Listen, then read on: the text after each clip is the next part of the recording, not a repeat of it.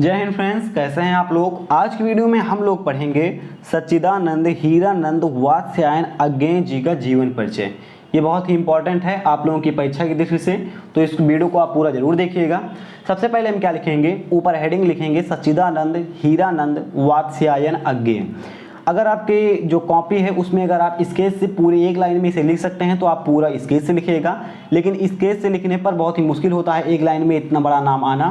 तो आप इनका जो नाम है इन तीनों को काली पेन से लिख सकते हैं और इन्हें स्केच से लिख सकते हैं, जिससे एक ही लाइन में आपका पूरा नाम ये आ जाएगा। ठीक है, दो लाइन में आने पर अच्छा नहीं लगता है देखने में, तो एक लाइन में इसका नाम आप लिखना इनका नाम के नीचे एक लाइन छोड़कर आपको राइट साइड में डालना है हेडिंग स्मरणीय बिंदु। स्मरणीय बिंदु में आपको 5 चीजें लिखनी हैं: जन्म, जन्म स्थान, पिता का नाम, मृत्यु और रचनाएं। इन 5 चीजों के बेसिस पर एग्जामिनर आपको फर्स्ट नंबर दे देगा, यानी कि जितने नंबर वो सबको दे रहा है उतने नंबर आपको यहाँ से मिल जाएंगे बड़ी ही आसानी से। तो 5 चीजें आपको यहाँ पर लिखनी है।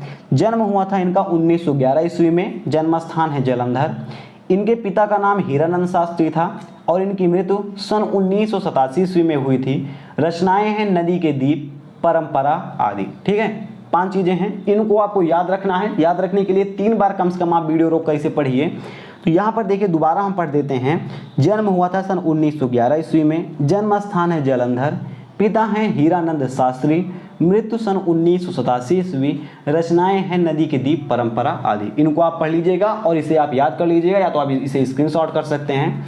अब इसके बाद नीचे आपको इसका एक लाइन छोड़कर मिडल में या फिर आप किनारे हेडिंग डाल सकते हैं। हम किनारे डाल रहे थे लेकिन इस बार हमने मिडल में डाला है, तो मिडल में आप हेडिंग डाल सकते हैं जीवन परिचय। मिडल में डालने पर ये कुछ ज़्यादा अच्छा लग रहा है देखने में, तो जीवन परिचय आपको हेडिंग डालना है। अब क्या करना है आपको, यहाँ पर आपको इनके जीवन के बारे में जो भी पता है उन सारी चीज़ों को लिख देना है। जैसे कि प्रयोगवादी प्रवर्तक कवि सच्चिदानंद हीरानंद, यहाँ पर हीरानंद रहेगा, सच्चिदानंद हीरानंद वात्स्यायन अज्ञेय का जन्म मार्च 1911 ईस्वी में पंजाब के जालंधर जिले में हुआ था। ठीक है, जालंधर में इनका हुआ था, जालंधर के करतालपुर में इनका जन्म हुआ था।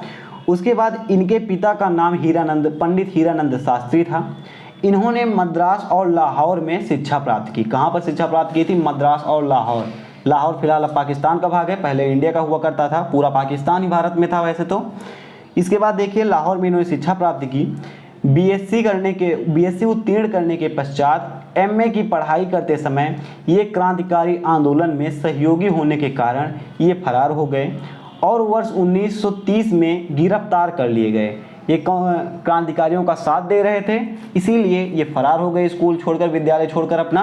और पर जो है क्या हुआ, 1930 में इन्हें गिरफ्तार कर लिया गया।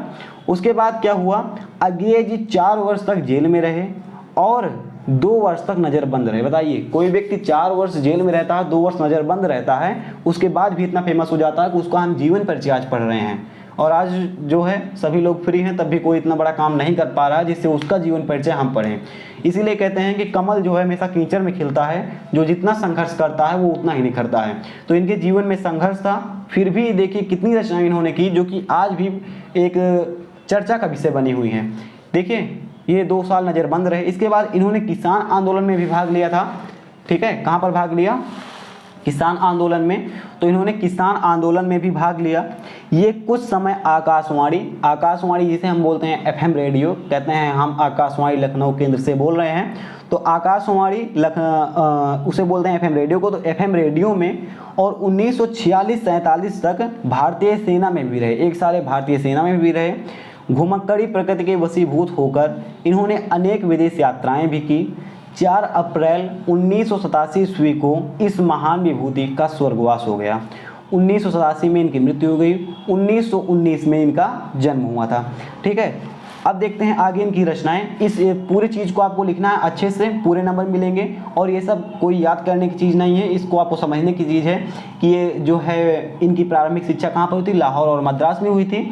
इन्होंने बीएससी किया, बीएससी के बाद एमए कर रहे थे। एमए करते समय क्रांतिकारी आंदोलन में सम्मिलित हो गए, जिससे इनको फरार होना पड़ा। फरार होने के बाद इन्हें 4 साल के लिए जेल में रखा गया। 1930 में इनको गिरफ्तार किया गया, 4 साल ये जेल में रहे, 2 साल नज़रबंद रहे, किसान आंदोलन में भाग लिया। फिर इन्होंने कुछ समय तक एफएम में काम किया, आकाशवाणी में। उसके बाद ये 1946-47 यानी 1 साल भारतीय सेना में रहे। उसके बाद क्या हुआ, ये घुमक्कड़ पकड़ के वशीभूत हो गए, अनेक विदेश यात्राएं भी की। उसके बाद क्या हुआ, 4 अप्रैल 1987 को इनका देहांत हो गया। इनकी रचनाएं कौन सी हैं ये हम देख लेते हैं। इनकी रचनाएं हैं सब रंग और राग, आत्मने पदे, त्रिशंकु, नदी के दीप, शेखर एक जीवनी। ये 5 रचनाएं हैं। अगर आप इन्हीं 5 रचनाओं को लिख देते हैं पेपर में तो आपको पूरे नंबर मिल जाएंगे। जिस तरह से फिलहाल हमने यहाँ पर लिखा है इसको आपको ध्यान में रखना पड़ेगा। इस तरह से अगर आपने इन चीज़ों को लिखा, ये सुंदर रेड्डी जी का है, अगर आपने इस तरह से इन सबको लिखा तो आपको पूरे नंबर मिल जाएंगे। आपको कोई दिक्कत नहीं है, हैरानी की बात नहीं है, ऐसे आपको लिखना है। और अगर आप इसका पीडीएफ लिंक चाहते हैं तो डिस्क्रिप्शन बॉक्स में आप जाइए, वहाँ पर आपको इसका पीडीएफ लिंक मिल जाएगा। फिलहाल आपको कैसी लगी वीडियो आप हमें कमेंट करके जरूर बताइएगा। हम मिलेंगे इसी किसी नेक्स्ट वीडियो में। जय हिंद।